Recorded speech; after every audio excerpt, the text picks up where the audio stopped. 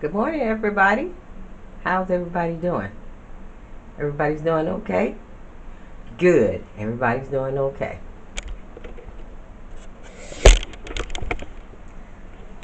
How's everybody? Everybody's good? Today is Monday, and I'm up, heading out to the park. This is the last, well, not the last week. What am I look? Wait a minute, y'all. I'm looking for my glasses now. I got to have my glasses. I got to be able to see. I got my little grandson here with me. See little Chris? That's my little grandson. Everybody is asleep. It's real early in the morning. I try to get out as early as I can because, you try to beat the heat. Now, y'all, I'm looking for my keys. Oh, help.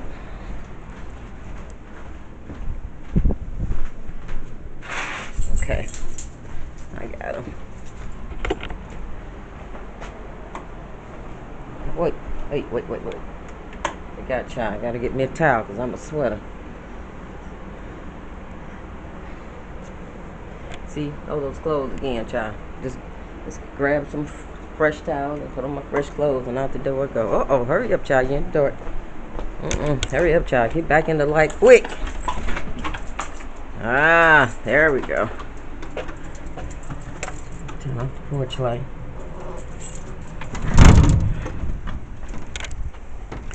Oh, Lord, I forgot.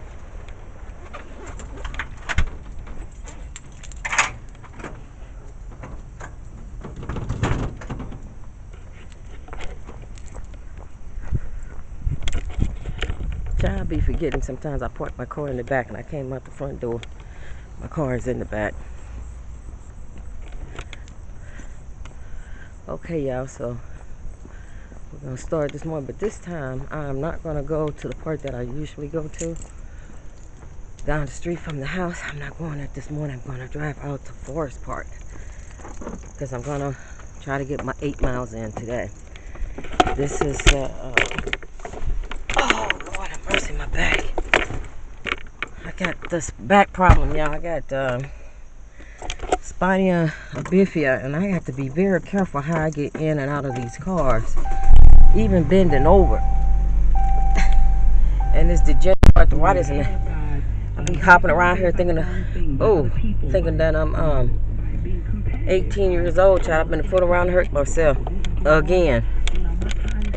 So yeah, so this morning I'm going to go out to Forest Park. I think I took you all along with me to Forest Park. Yeah, if I look cute, it's because I got on my what you call this thing? My belt thing. My sweat belt. Yeah, child. I have to walk around with a sweat belt on, honey. Child, we're trying to get rid of all this gut. What time is it? It's 6:31 in the morning. 6:31. Some of y'all probably getting up going to work. I got to go to work too tonight. Trying to set y'all up here. Y'all can see me. There you go. Did I not pick up my glasses, y'all? Child, I can't remember if I got my glasses. Child, I think I need to get me some memory pills for real because I can't be remembering stuff even after I had done it. Did it right then and then, child. I just woke up too, so child, yeah. So anyway, we finna head on out to the park this morning, and I thought I'll jump on here this morning and hang out with my family for a little while. That's right, with the family. That's what y'all are, the family, and talk a little bit. But this time, y'all, it's going to be a good discussion. How about that? Hopefully, it'll be a good discussion. Bagging out, y'all. Wait a second. Got to concentrate. And it's cool out here this morning, too. It's not hot. And that's one reason why I'm really out here early, trying for that sun come up. Child, that sun got me beat. That sun has really gotten me looking like a Oompa Loompa. Y'all know who Oompa Loompa is? Oompa Loompa is the little people that played in the candy factory. They call them Oompa Loompas. Yeah. That noise, y'all, is my keys. I'm looking like Oompa Loompa, and my camera look like it's a little camera looking like it's a little fogged up or something, child. Wait a minute. Let's. Oh, there we go. I guess it's looking alright. It's so early. It's so early. Let's see now. It still looks a little funny. Let's see, y'all. Let's try to clean the lens a little bit. Next time I get paid, y'all, I'm gonna go up there and get me a dashboard camera thing, so I don't have to hold this thing and drive.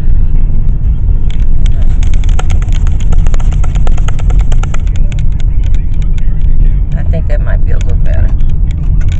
So anywho, I'm on my way out to the park to get these miles in for the Michael Gilchrist Emma July's Walkathon.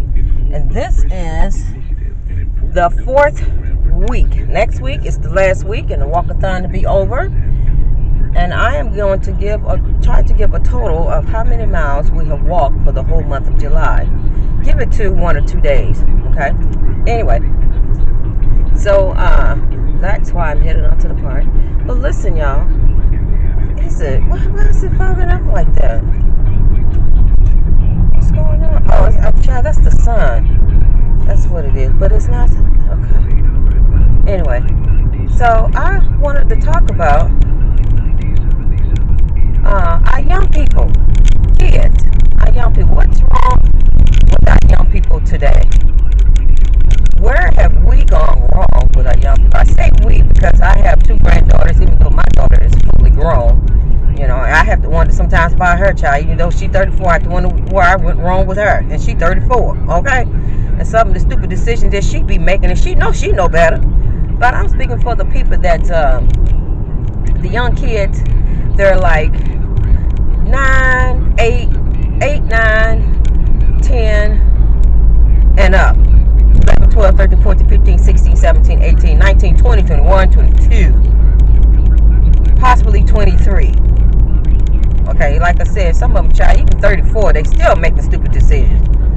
I just wanted to talk about it a little bit, you know, and say, not all of us, but sometimes things can go wrong in a child's life to make a child end up the way that they are. Not making up excuses for them, you know, but sometimes there is a reason why some kids kind of veer off to the left opposed to those that don't have an excuse why they veered off to the left, opposed to they just wanted to do what they wanted to do. Pretty much like my daughter, you know. See, that child was brought up in a Christian sanctified home, just like I was brought up in a Christian sanctified home. But even though I was brought up in a Christian sanctified home, I didn't veer off to the left to the point to where I just really started doing stupid stuff. No respect to other adults. This camera here, y'all, I don't know. I really just don't know. It's just looking all crazy. Anyway, to where you're making all stupid decisions and everything, you know, and the lack of respect. That's the main thing. It's just the lack of respect for the elders. And your elders don't have to be somebody that's 90 years old, that's 80 years old. Okay, that's not how the Bible meant it. He meant it as your elderly, but I'm just saying your elderly doesn't have to be somebody that's 80 and 79 years old, but especially them. They've been there, done that multiple times, okay? Compared to somebody like me that I'm just I'm just 53. I'm just a baby in the game. You know, an older person would tell you, girl, look, you just got here. And it's true. I just got here, you know. But compared to somebody that's 23, my daughter's age, no, I ain't just got her, child. I've been here for a while at 53. But somebody that's 78 like my mom and 76 and 86 and 96, I'm a baby. Where should they were back in their youth like that? I'm just trying to build up a case and make a point so you all can get to what I'm saying when it comes down to our youth. Now, you know, I know that all of us will say, well, we weren't raised up like that. We didn't do all of that. Well, that's true, because I was raised up in the sanctified home. I mean, when I said sanctified, all of my life, I've been raised up in the sanctified home. Okay? But there are young people I mean, there are kids out there was raised up at the time that I was raised up, and they wasn't raised up in the sanctified home. So my point is this: sometimes it doesn't matter whether you're raised up in a sanctified home or not. It's just being raised up. It depends on the parent. Now let me go back from the old school time. You know, I got to start with the old school because a lot of us are older people. We're like in our 40s, we're in the 50s, we're in the 60s. We're gonna leave it at 60. I don't know some of y'all in your 70s, but even if you are in your 70s, you definitely know that kind of leaves you out a little bit because you was born a little bit before 30-year-olds and 40-year-olds and 50-year-olds. So you're a little top of the game, okay? But I'm speaking for those ages that are my age, 50, 40, and 30 years old. Okay, y'all should know a little bit of something. A little something. Okay, a little something. So you take us when we were growing up, saved or unsaved homes, for those parents, and most of the time you didn't have both parents in the home, or most of the times you did have both parents in the home, but that's still with those that didn't have both parents in the home. You know, and our mothers and our fathers, they had jobs. They was out working. I'm trying to figure out why this thing looking so bright. Child, maybe it's the glory. I'm trying to get rid of the glory, and the glory ain't maybe the glory of God, because ain't no sun. Oh, you know what it is? Okay, it's the back mirror back there, the window back there. It's all fogged up still. Okay. Yeah, that's what it is. Okay.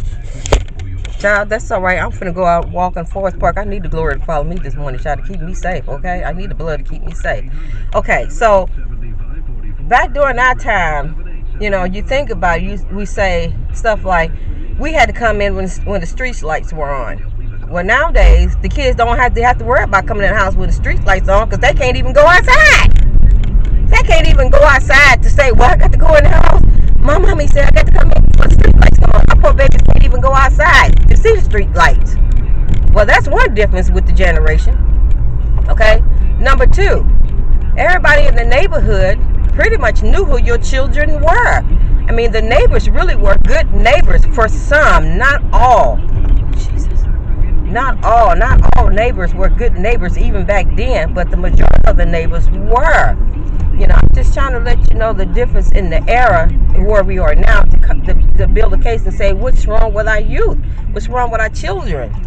You know, and the parents that were in the home, even though they had jobs, they still, I don't know about everybody else's household, but I can only speak for my household.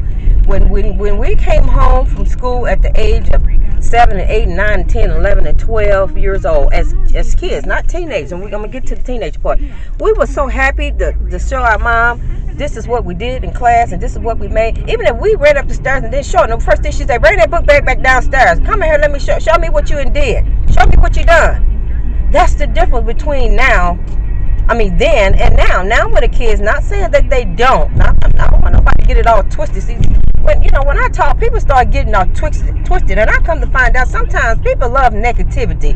This is not a negative statement. This is just a general statement, and like I said, I'm gonna keep it real. I'm gonna keep it real with the old heads. I'm gonna keep it with the people that are ages 50 and up, because I see now some of y'all got a little more understanding than some other people do. Anyway, the mamas used to say, come on in here, child, bring me that paper here, let me see what you did. This generation here, the kids will go to school and have stuff done and take it to the parents. Oh, mama, look what I did. You know what they'll say? That's good, that's wonderful. And keep it moving. Now, that's the difference between now and then.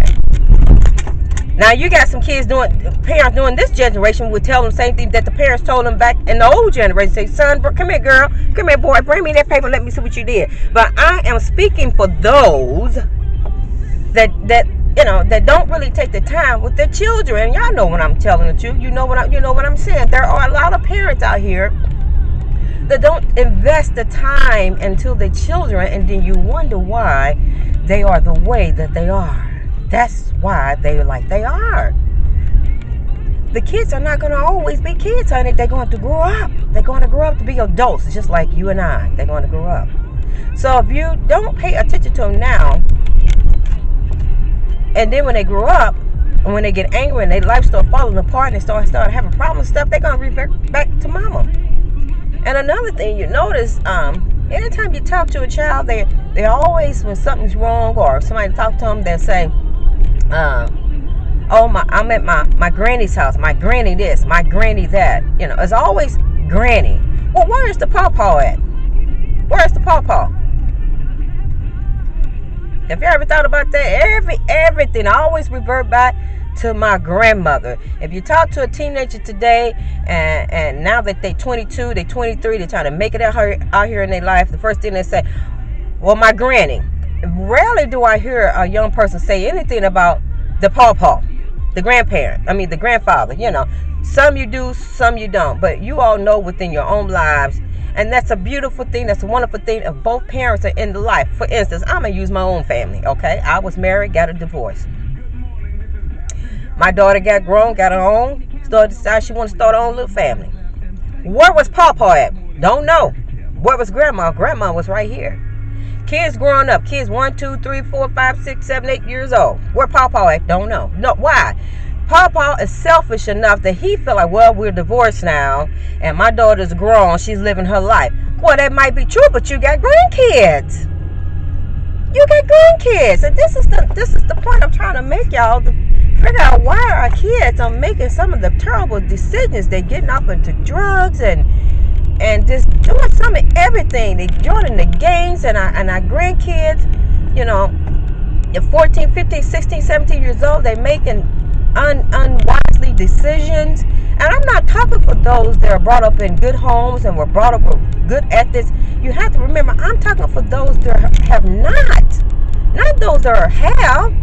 If they have, this subject does not pertain to them. And I have to keep saying that because some of you all seem to think that I'm trying to include everybody. No, I'm not trying to include everybody. I'm trying to talk about those that need help. Why would you offer help to somebody already got the help? In other words, why would I give you $1 million? You already got $1 million. That's crazy talk to me. Now, child, you want to give the $1 million to the person that ain't got the $1 million. I'm talking about the young people that need help, that can't find their way. Why? Due to the upbringing, the unstableness. You hear people, we moved 50,000 times when I was little.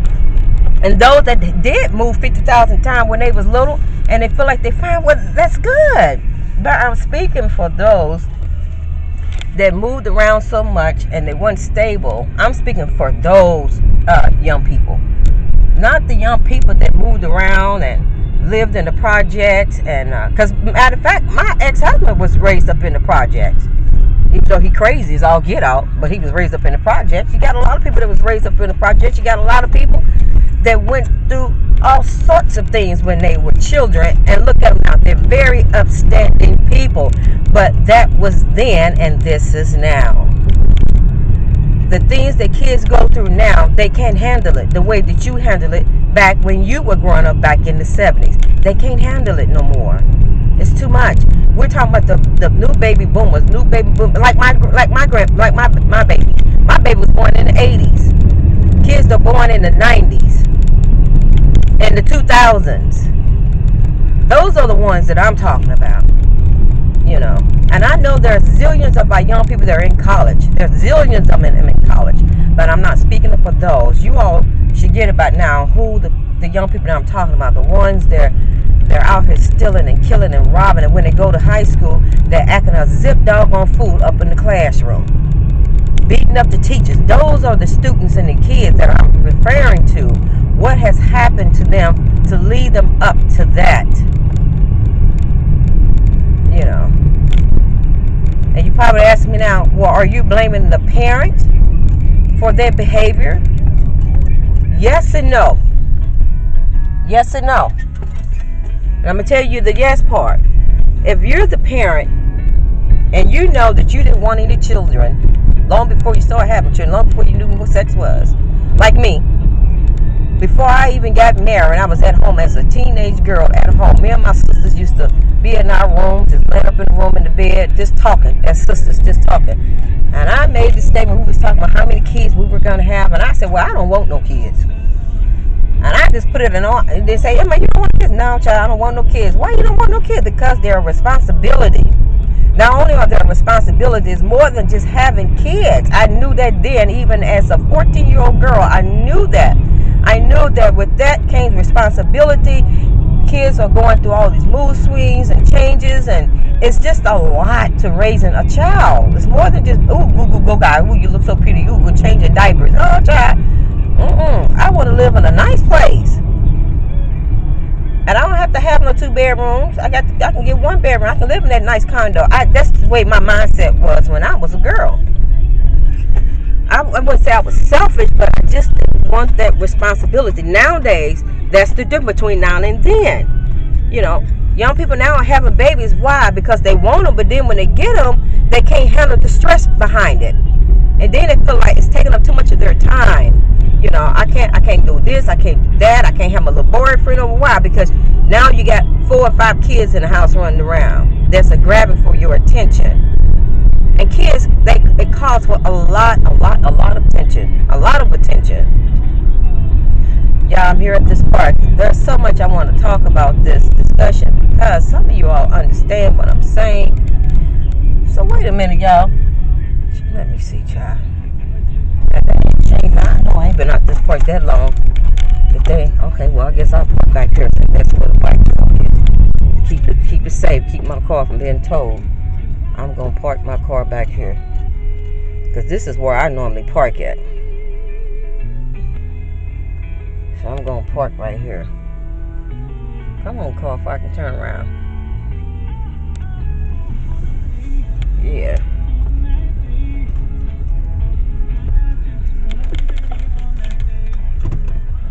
I'm gonna park where I always park. Shoot. Yeah. So, yeah, I'm trying to park. And I hope this tape, I don't know, I'll be so happy when I'm gonna get me another camera because this phone here is acting like my phone. It cuts off. I guess I'll be talking too much or too long or something. I don't know. It be cutting off. But I'm going to get this topic in here anyway. So, yeah, I made it out here to the port. Okay? And if this happened to be a part 2, y'all, I'm going to make it a part 2. Because I'm trying to figure out, maybe y'all can help me. Because I'm trying to find out what's happening to you. Because when I live by a school, and some of these kids, they're young kids. They in middle school. In middle school, you got to be like the 6th and 7th, 8th grade, and the 5th grade. And some of these kids be walking home, child, they be cursing. And I have to come, I'm that type of neighbor, honey. I come, I say, hey, look, you know you ain't supposed to be doing all that cursing. That's why I tell them, y'all. I do. I open up my street and they're like, hey, do your mama know you up here cursing like that? They all stop and look and keep walking, then you don't hear them no more. And then sometimes you can hear them say like, who's that lady? You know that lady? No, you don't know me. I'm the neighborhood watchman.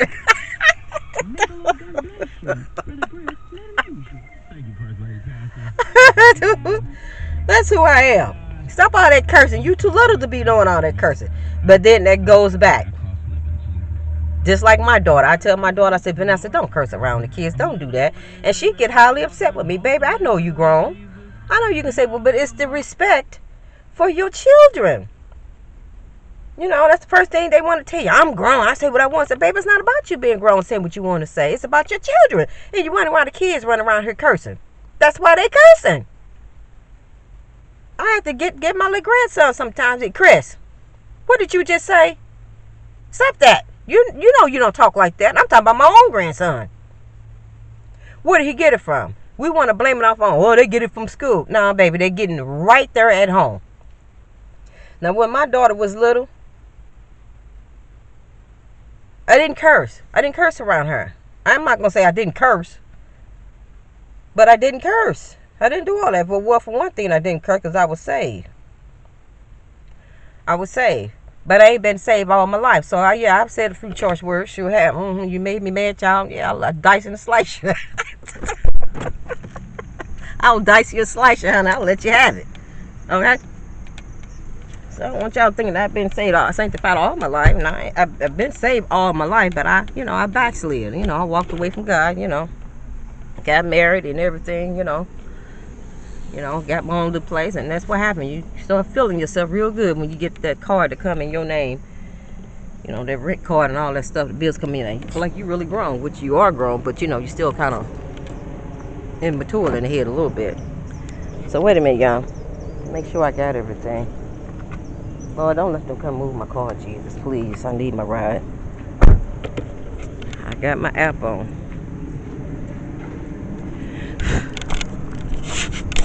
Sorry about that, y'all. That's a book.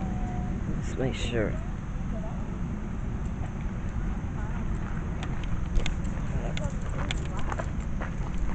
Okay, it's working. Yes, I'm out here for a park.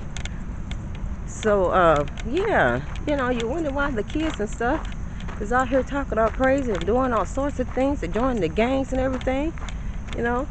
And I know there's a difference in culture too, like where you live, what part of the city and state that you live in. Like LA is rough. It's really rough. I think LA is rougher than St. Louis.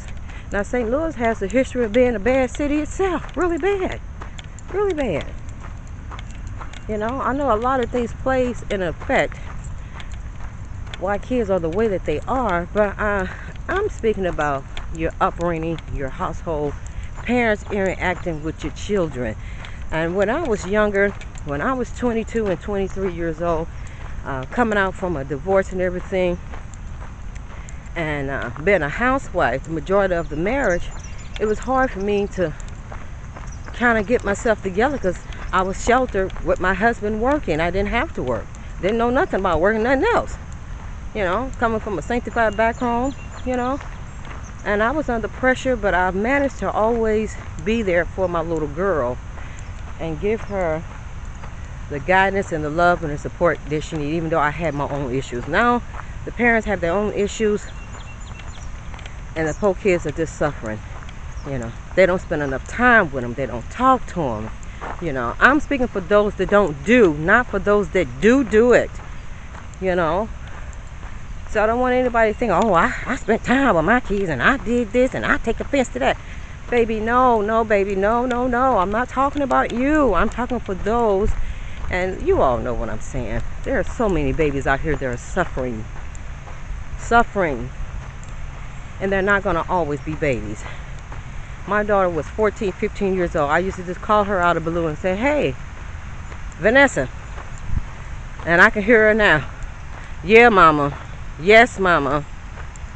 She think I want her to go get up and say, no. Mommy loves you.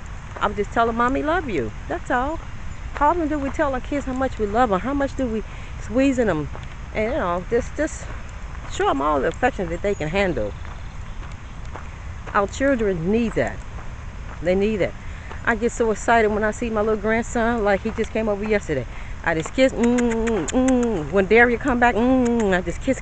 She be okay, get me okay, that's enough. I nickname my kids, my grandkids. Diana, her nickname is Honey Bunny. Daria's name is Sweet Sugar Mama. Little Chris' name is Snoopy, because his little jaws used to be so fat when he was real tiny. I named him Snoopy. And I showed him, do I do my daughter the same way? And she's 34. I'd be, come on in here, lay down with your mama, girl. Come talk to me. What's on your mind? And that's another thing too. Do we ask our children, what's on your mind? Little kids got a lot of stuff on their mind. Let's talk about this. What's going on? Oh, nothing. You sure? What you thinking about? I remember vividly, every now and again, my mother used to call the oldest kids downstairs. Me, my two sisters, and my other brother. And she used to call us all downstairs in the kitchen. And we were like 14, 15, 16 years old. She would just call us downstairs. Lord, Lorraine, Kevin, and Emma, all y'all come downstairs. We thought we was in trouble.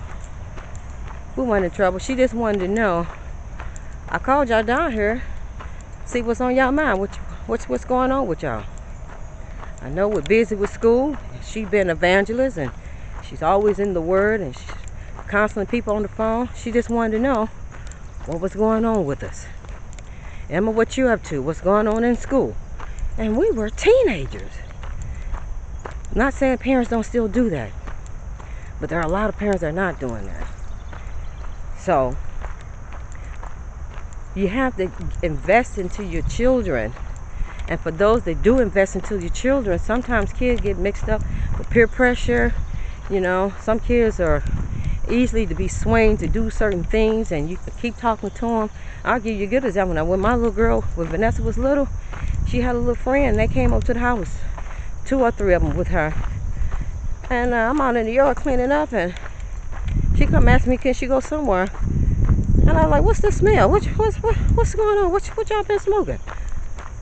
What's that? Call them Black and Mild.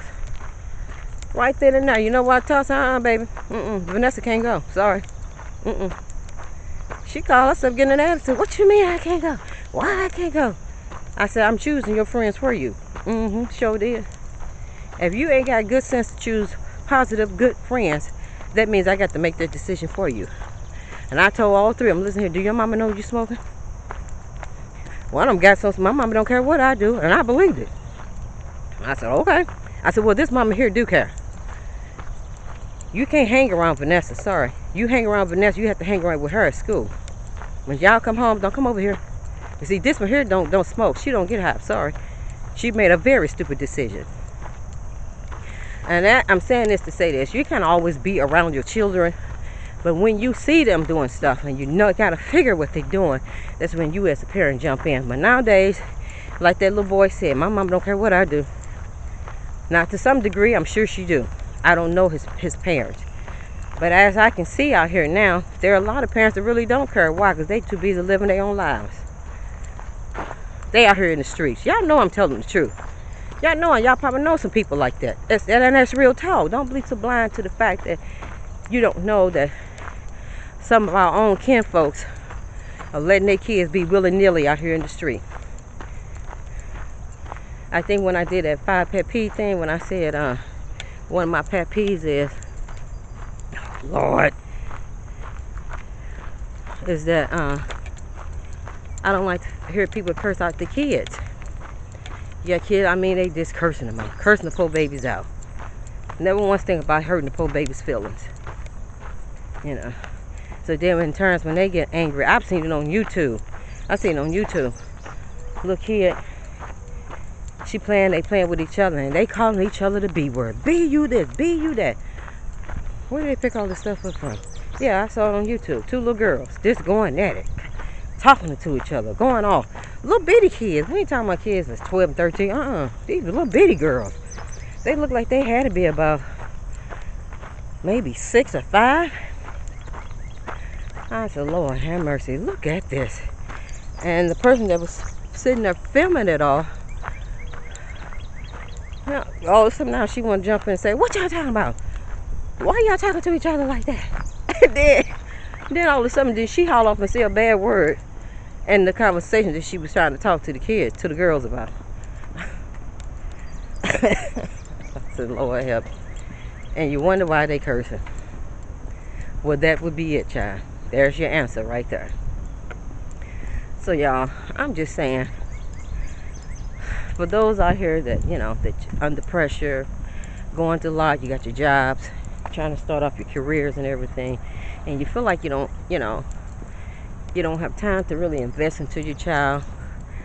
And I know there are a lot of circumstances for people to not really invest the time and the effort into the children, because you think about, you got battered women.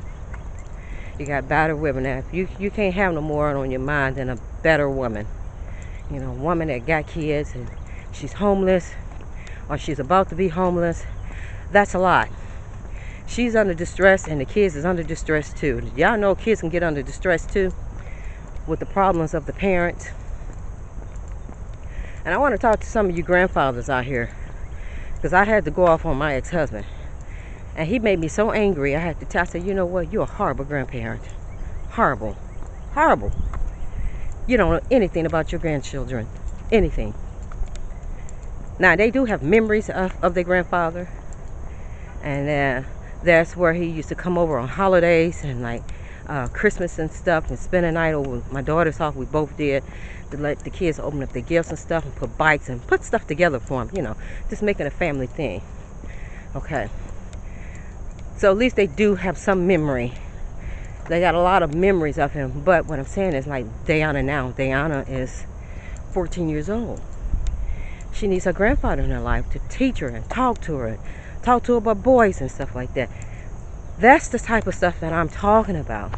You got these grandfathers out here, they're out here willy-nilly doing their own lives, and they're looking for that the grandmother do it all. But it takes two. And that's the type of thing that really irritates me. You know, you got these grandparents out here, and everything's always falling down on the grandmother. You know? And you don't have to be involved with the grandfather, for him to do his job as a grandparent. You know? You're doing yours. He know he got some grandkids out here. So then when they graduate from college and get their degrees, and then when you happen to see them, oh, this is my grand. No, I ain't talking. What? Boy, I don't know you. Last time I saw you, child, I was 5 years old. Last time I saw you, I was 12. Last time I saw you, I was 14. I'm 34 now with my master's. Where you been?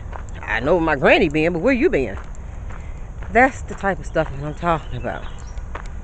You know, now, I can hear it now. Let me put it in here.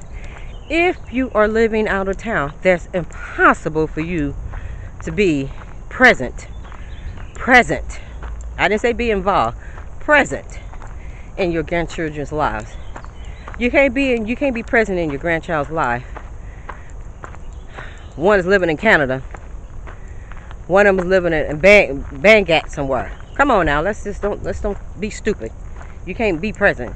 Sure, you can Skype and you can talk and you can write. Oh, that's wonderful. Good. Keep doing it, because they need that. I hear somebody now. Well, I live over here. They don't live in the same city. Well, honey, you can't do something that you can't do. I'm talking for those that's present. People that right here with you. And don't do anything with their grandkids. It's always the grandmama. Always the grandmama. Where's the daddies at? I give them some of this burden to carry. With these poor babies out here that's suffering. These teenagers that's suffering. You know, and they're watching TV. And they're saying how their grandparents are involved in their lives and try to keep them from making bad decisions and talking to them and giving them good advice and, you know, all that stuff. Now, ask me, was my grandparents in my life? No, they were not. Now, when I was little, I have memories of seeing my grandmother. I don't have any memory of seeing my grandfather because I think he had passed by the time my mother had me. But my grandmother, yes. Plenty of memories. I remember my granny used to make those thick bologna sandwiches.